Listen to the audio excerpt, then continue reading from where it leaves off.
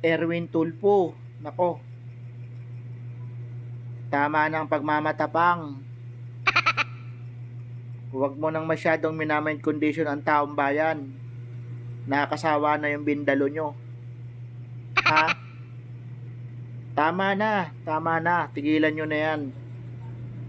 Kung alalahanin mo, Erwin Tulfo, na kung hindi dahil sa mga Pilipino, ka mga kababayan nating taong bayan, yan, ay hindi ka wala ka dyan sa Senado.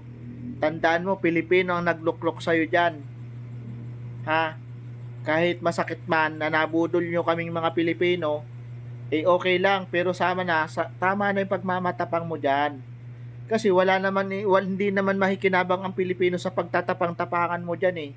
Ha? Kung ang tunay na matapang, ginagamit sa mabuti, ginagamit sa paglilingkod sa taong bayan. Tama na yung sigasigaan. Huwag mo na palakihin yung boses mo. Huwag ka na magsisigaw dyan. Tama na. Ang tapang, ginagamit yan sa mabuti. Ginagamit dapat yan sa kapakipakinabang ng mga Pilipino. Ay kaya nga ako niluklok dyan para magsilbi kayo eh. Hindi para magmatapang dyan, hindi para maging pogi lang kayo dyan. Ha? Anong sinabi mo kay Alan Peter Cayetano? Ha? Anong sinabi mo? Kapag pinalakol ang mukha ni Alan Peter Cayetano ay tatalbog lang sa kapal ng mukha. Tatalbog lang ang palakol sa mukha ni Alan Peter Cayetano. Ngayon naman, papasok ka sa Lunes, kikwelyuhan mo si Alan Peter Cayetano at kakalat ka rin mo. Tama ba yon kung gagawin mo yon? Bakit ba guilty kayo? Ay may nag-iimbestiga, may tama namang pag-iimbestiga eh. Hindi kayo dapat magalit kung talagang wala kayong kasalanan. Ha? Hayaan nyong mag-imbestiga ang mga abogadong senador. Wow! Ha? Akala ko ba kakampi kayo ng mga inaapi? Para yatang kakampi nyo na yata yung mga nang-aapi. Ha? Akala ko kakampi kayo ng mga nang-aapi. Ay dapat kakampi kayo ng inaapi ngayon eh. Ngayon kailangan kayo ng Pilipino eh. Dahil lugmok na ang ekonomiya ng Pilipinas, hirap na ang mga Pilipino. Halos hindi na kaya ng mga Pilipino ang mga bilihin ngayon. Mahal ang tubig, mahal ang kuryente, mahal ang iba't ibang klase ng mga bilihin. Hindi nyo ba naiisip yon? Wala kayong iniisip kundi mga pansarili nyong kapakanan. Oh no! Ha? Erwin Tulfo, sana mapanood mo to. Hindi ako namumulitika, hindi ako ordinaryong tao lang ako.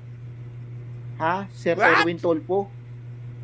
Tama na ang pagmamatapang. Hindi makikinabang ang Pilipino yun. Huwag tayong sigasigaan. Alam mo, Erwin Tulfo, pansamantala lang naman tayong naglalakbay dito sa mundo eh. Lahat ng mga ari-arian natin yan na alam mo, lahat ng bagay dito sa mundo mawawala yan. Pero ang hindi mawawala hanggang sa langit ay yung katapatan nyo sa kapwa sa Pilipino, katapatan nyo sa paglilingkod nyo sa taong bayan. Yan, naka-record yan sa kabilang buhay na walang hanggan. Erwin Tulfo, pansamantala lang tayo naglalakbay dito sa mundo. Tandaan mo yan. Yung lahat yung mga bagay dito sa mundo ay mawawala yan. Pansamantala lang tayo naglalakbay dito eh. Ha? Tama na ang tapang-tapangan. Ang tapang, ginagawa yan sa mabuti, ginagawa yan sa paglilingkod sa taong bayan. Ngayon, nagbanta ka, papasok ka sa Lunes. Kakalad ka rin, kikwilyon mo at kakalad ka rin mo dati papalakulin mo, ngayon kakalad ka rin mo naman. Ha? Kaya kung kayo kaya ang palakulin dyan, isang palakol lang, dalawang tulpo ang sapol. Ngayon, Sir Erwin Tulfo, eto makinig ka ha. Gamitin mo ang tapang sa mabuti. Kung wala kayong kasalanan, hindi kayo dapat magagalit. Ay ang nangyayari kasi halatang halata na kayo ng taong bayan, kaya yung taong bayan lalong nagagalit sa inyo eh. Ha? 'Di ba? Kung wala kayong kasalanan, Hayaan yung mag-imbestiga. Ngayon, babaliktarin nyo naman, kakasuhan nyo naman yung mga marit, pati si, ano eh, hayaan nyo munang mag-imbestiga. Pagtapos nila mag-imbestiga, saka mo sila kasuhan. Erwin Tulfo, makinig ka ha. Hindi ako abogado. Pero magpapaka-abogado. Magpapaka-abogado na ako ngayon. Ito, kahit hindi ordinaryong tao lang ako ha, naiintindihan ko ang rules of law ng Senado. Ha? Ngayon, ilan ba ang senador diyan sa Senado? Ang kailangang senador diyan, 24 kayong lahat. So ngayon, una, inagaw nyo ang posisyon ng Senate President. Inagaw nyo ang chairperson of Blue Ribbon Committee. Ngayong naagaw naman sa inyo, masyado kayong nagagalaiti dyan.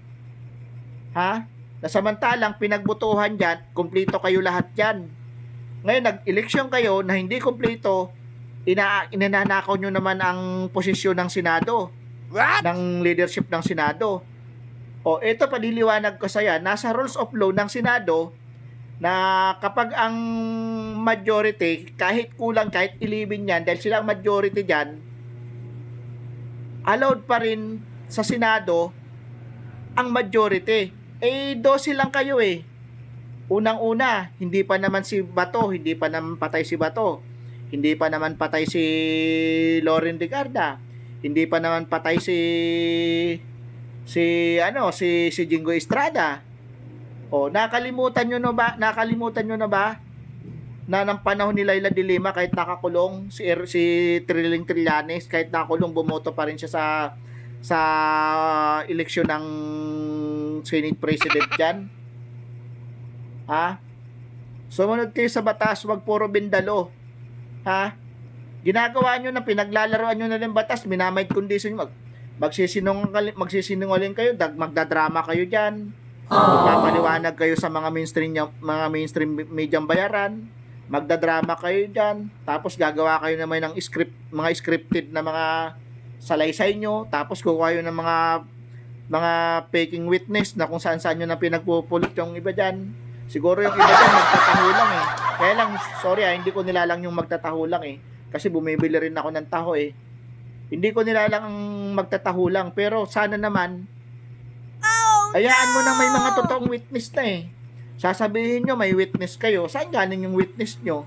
Sino ikakanta ng witness nyo? Ha? Kayo nga grupo nyo nga ang akusado rito. 'Di ba? Sino-sino ba yung mga akusado rito? Karamihan mga Makabayan Black. Hayaan nyo na sana, pabayaan nyo na mag-imbestiga yung mga law enforcement. Andyan naman yung mga matatalinong abogadong kababayan natin, si Senator Rodante Marcoleta, Alan Peter Cayetano. Ano ba bang gusto nyo? Bakit takot na takot kayong imbestigahan yung ang Blue Ribbon Committee? Meron ba tayong itinatago? Kung wala kayong itinatago, sana hayaan yung mag-imbestiga ang Blue Ribbon Committee na si lehitimong nakalihitimong nasa posisyon dyan. Ay hindi naman kayo hinalal lang, hindi kayo allowed na mag-imbestiga dyan eh. Gumawa kayo ng dyan eh, ng investigasyon dyan eh. Dahil nasa minority pa rin kayo. Hindi kayo allowed dyan. Ha? Na mag-imbestiga dyan dahil nasa minority kayo. Dahil ang taong bayan naghahanap ng solusyon, naghahanap ng totoong pangyayari. Naghahanap ng katarungan ang taong bayan. Hindi na ba kayo naawa? Hindi na ba kayo nakonsensya? Dahil sa mga kawalan ng flood control, pamilya ang mga nawala na disgrasya dahil sa mga